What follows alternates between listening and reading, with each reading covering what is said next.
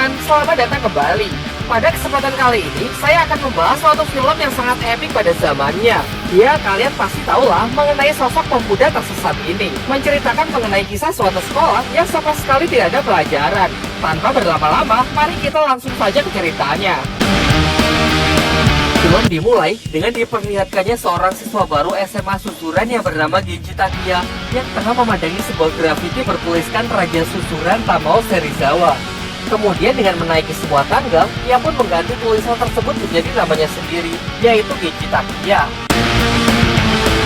SMA Susuran sendiri merupakan sebuah sekolah di Jepang yang berisi anak berandalan. Bahkan karena sering sekali berbuat ulah, murid-murid dari sekolah ini sering dijuluki sebagai gagal yang sering diartikan sebagai pembawa sial.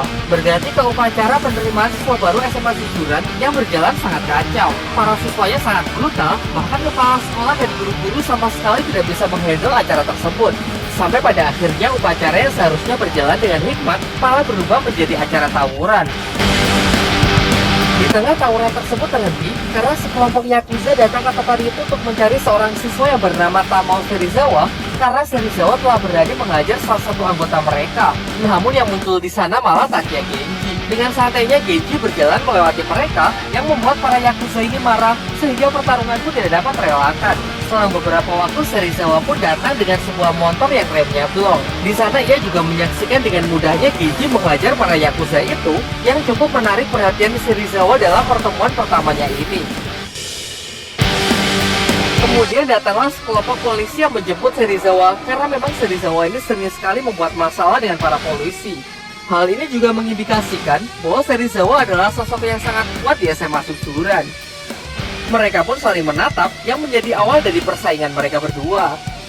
Malam harinya, Genji datang ke sebuah bar dan dia bertemu dengan seorang penyanyi di bar tersebut. Ialah seorang gadis cantik bernama Luka. Namun ketika Luka berusaha mendekatinya, Genji terlihat sangat cuek. Setelah itu Genji pulang ke rumahnya dan ternyata dia adalah anak dari seorang bos Yakuza. Genji ingin membuktikan kalau dia ini lebih hebat dari ayahnya. Sehingga suatu saat, ia bisa menjadi penerus ayahnya untuk menjalankan bisnis Yakuza. Tetapi sebelum itu, Genji bertekad ingin menjadi raja di Susuran demi membuktikan kelayakannya. Keesokan harinya, terlihat di atap sekolah, Serizawa sedang bermain kartu bersama para anak buahnya. Namun tiba-tiba Genji datang dan langsung menendang papan permainannya sampai berantakan. Padahal dalam permainan itu, Serizawa tengah beruntung mendapatkan kartu yang bagus.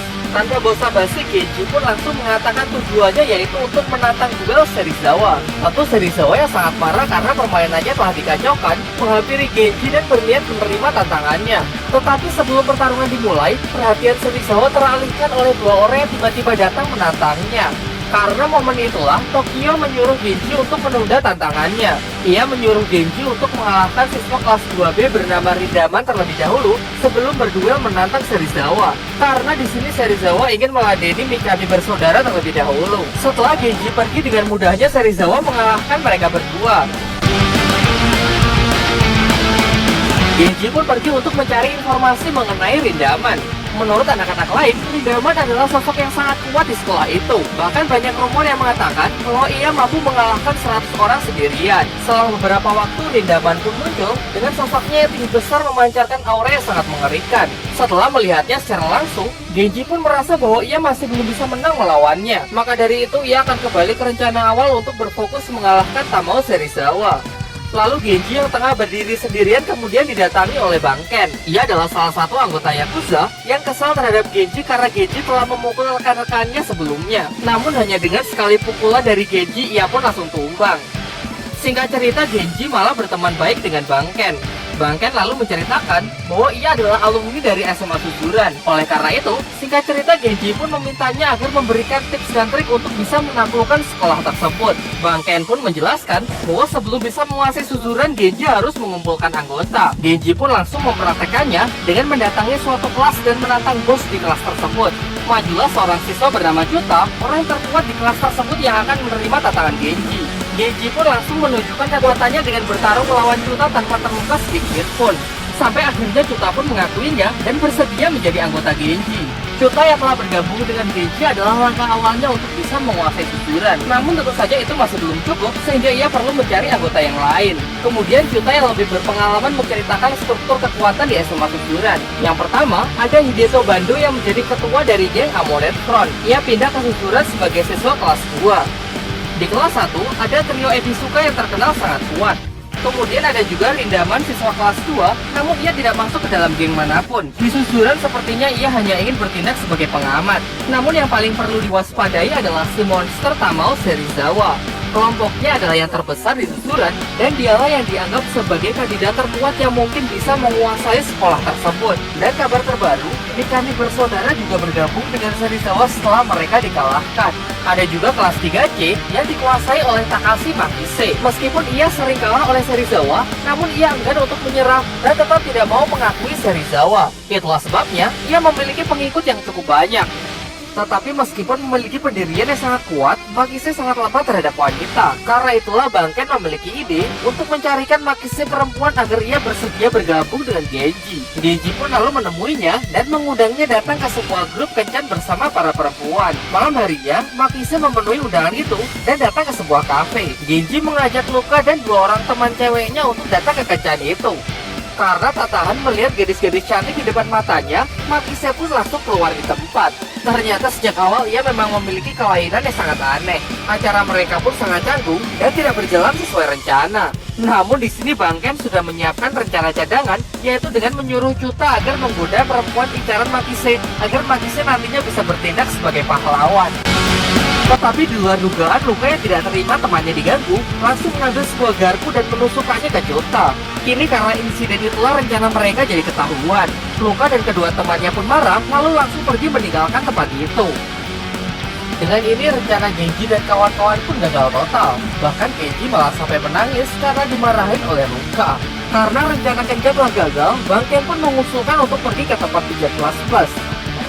Namun bahkan cuma mendengar hal itu, Makise pun langsung keluar di tempat. Karena hal itulah Genji malah membelikan celana yang baru untuk Makise. Momen-momen itulah yang kini membuat mereka bisa tertawa bersama. Singkat cerita, karena keseruan di malam itu, Makise pun bersedia menyerahkan kelas C di bawah kepemimpinan Genji. Kabar Makise yang telah ditaklukkan oleh Genji sampai ke telinga Serizawa. Namun Serizawa sama sekali tidak cemas dan terlihat santai-santai saja. Keesokan harinya, pemimpin dari kelas 3D bernama Izaki datang menemui Genji. Ia dengan sukarela menawarkan dirinya untuk bergabung, namun di sini ia malah menjebak Genji. Sendirian Genji pun dikepung oleh puluhan anak buah Izaki.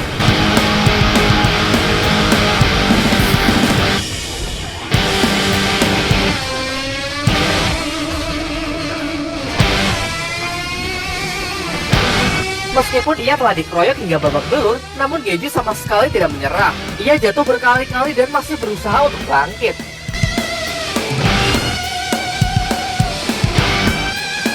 Hal inilah yang akhirnya membuat Izaki luluh karena melihat tekad Genji yang begitu kuat. Ia pun malah menggendong Genji ke tempat Chuta dan Makise dan menyatakan kalau ia bersedia bergabung dengan Genji. Kini secara resmi Genji pun telah berhasil mendirikan gengnya sendiri yang ia beri nama Genji Perfect Seiha atau yang disingkat GPS. Bahkan sekarang ia juga sudah memiliki markasnya sendiri. Serizawa yang mengetahui hal itu kini sudah tidak bisa lagi meremehkan Genji. Karena itulah mulai sekarang kelompoknya harus lebih waspada. Tokaji, yang merupakan anak buah dari Serizawa, diam-diam tanpa sepengetahuannya menggunakan cara kotor untuk mengalahkan GPS. Lantas dengan orang-orangnya ia pun mendatangi Izaki yang tengah sendirian lalu mengkeroyoknya. Genji dan kawan-kawan pun dibuat sangat kaget ketika melihat Izaki dengan luka yang sangat parah. Setelah mengetahui bahwa kelompok Serizawa lah yang melakukan semua ini, Genji pun berniat untuk balas dendam. Tetapi Izaki dan teman-teman lain melarangnya karena mereka merasa masih belum cukup anggota untuk bisa melawan geng Serizawa. Jika sekarang Genji tetap nekat berperang dan sampai kalah, maka GPS akan langsung tamat. Sehingga mau tidak mau, mereka harus menambah anggota terlebih dahulu sebelum bisa berperang melawan Serizawa. Malam harinya Genji bersama Makise minum di sebuah kafe.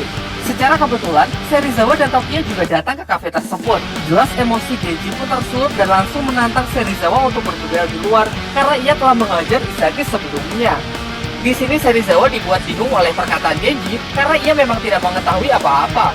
Namun di tengah ketegangan mereka, penyakit Tokyo pun kambuh yang membuatnya jatuh pingsan. Dari sini akhirnya pun diketahui bahwa ternyata Tokyo mengidam suatu penyakit otak dan harus segera dioperasi. Akan tetapi peluang keberhasilan operasi tersebut tidak lebih dari 30%. Meskipun selama ini Tokyo selalu menyembunyikan penyakitnya dari Serizawa, namun sebenarnya Serizawa sudah mengetahui penyakit dari sahabat dekatnya tersebut. Di sisi lain, Genji merasa sangat kesal karena ia tidak bisa meluapkan emosinya kepada siapapun.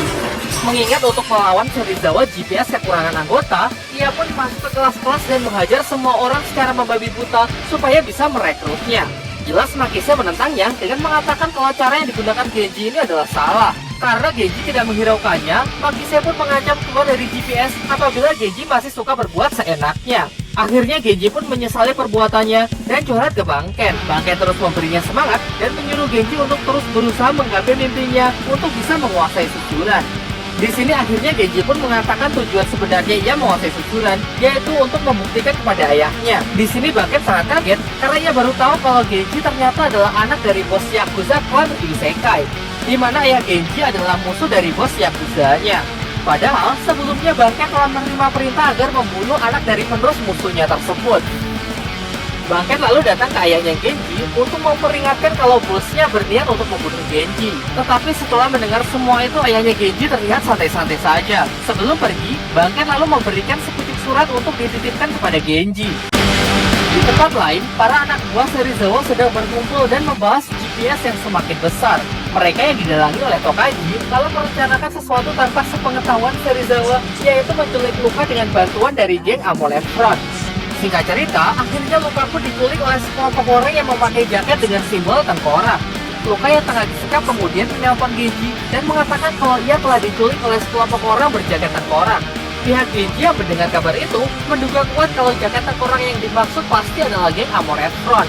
Tentu Genji pun segera berangkat bersama GPS ke markas mereka demi untuk membebaskan Luka. Perkelahian pun terjadi di antara keduanya. Setelah banyak anggota Amoret Front yang dihajar habis-habisan oleh GPS, Genji baru menyadari kalau di jaket mereka sudah tidak ada lagi simbol tengkorak.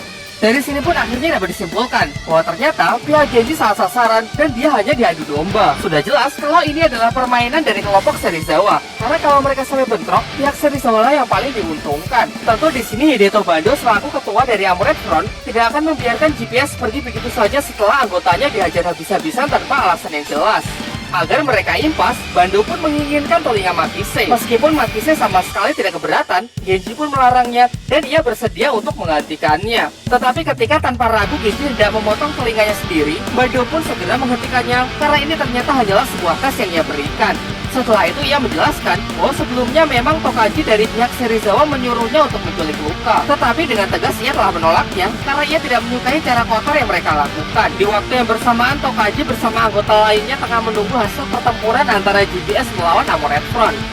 Selang beberapa waktu, Serizawa yang tidak mengetahui apa-apa pun datang, yang hanya ingin menginformasikan kalau Tokyo besok pagi akan menjalani operasinya. Di waktu yang bersamaan, Genji bersama GPS pun akhirnya datang untuk membebaskan Luka.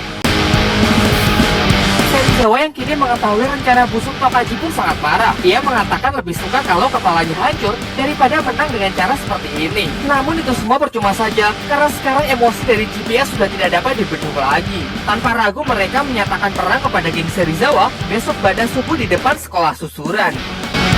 Setelah ia pulang, ayahnya memberikan surat yang dititipkan Banken kepada Genji. Kemudian ia menjelaskan kalau Banken bersedia mengorbankan nyawanya karena menentang perintah bosnya untuk membunuh Genji. Genji yang tidak bisa menerima hal itu berniat pergi ke tempatnya Banken. Akan tetapi sang ayah mencegahnya karena bagaimanapun juga itulah jalan yang telah ia pilih. Tentu sudah seharusnya Genji menghormati hal itu. Di waktu yang bersamaan, Banken datang ke tempat bosnya, lalu mengembalikan pistol yang dulu diberikan kepadanya untuk membunuh Genji. Sudah jelas hukuman bagi anggota Yakuza yang menentang perintah adalah eksekusi mati. Kemudian dibawalah Banken ke sebuah danau, tempat ia akan menjalani eksekusinya.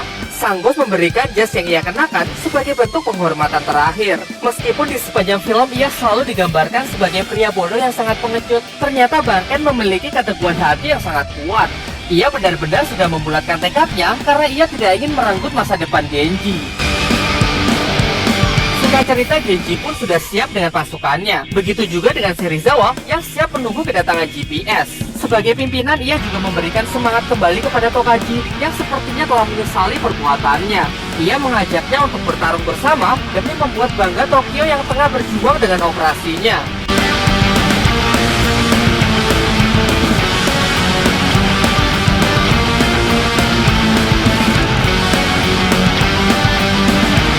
Di bawah derasnya hujan, akhirnya pertarungan mereka pun pecah.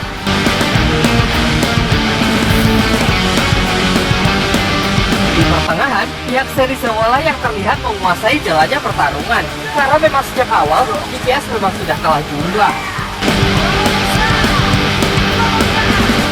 Namun keadaan pun menjadi seimbang setelah kedatangan Armored Front yang dipimpin oleh Hideto Bando. Ia pun bertarung membantu GPS karena kesal kepada pihak Serizawa yang sebelumnya telah mencemarkan nama baik mereka.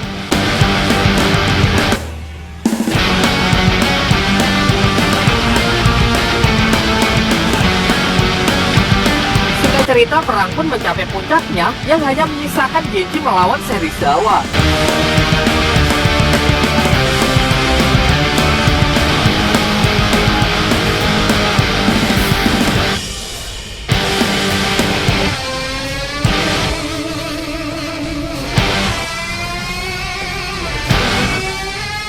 Kembali ke tempat Banken yang tengah menjalani eksekusinya. Ia pun ditembak beberapa kali dan langsung dijatuhkan ke dalam danau. Di waktu yang bersamaan, Genji tengah bertarung mati-matian melawan Serizawa yang memperlihatkan kalau mereka memiliki kekuatan yang seimbang. Namun pada akhirnya Genji lah yang memiliki tekad lebih kuat sehingga ialah orang terakhir yang masih mampu berdiri di hadapan Serizawa yang sudah menyerang karena tidak sanggup bangkit kembali. Dengan ini, GPS lah yang keluar sebagai pemenang. Setelah perang berakhir, Serizawa pun mendapatkan kabar gembira kalau operasi Tokyo telah berhasil. Di waktu yang bersamaan, Banken yang sebelumnya tenggelam di danau ternyata masih hidup dan berhasil naik ke permukaan. Karena ternyata jas yang diberikan bosnya sebelum eksekusi adalah jas anti peluru.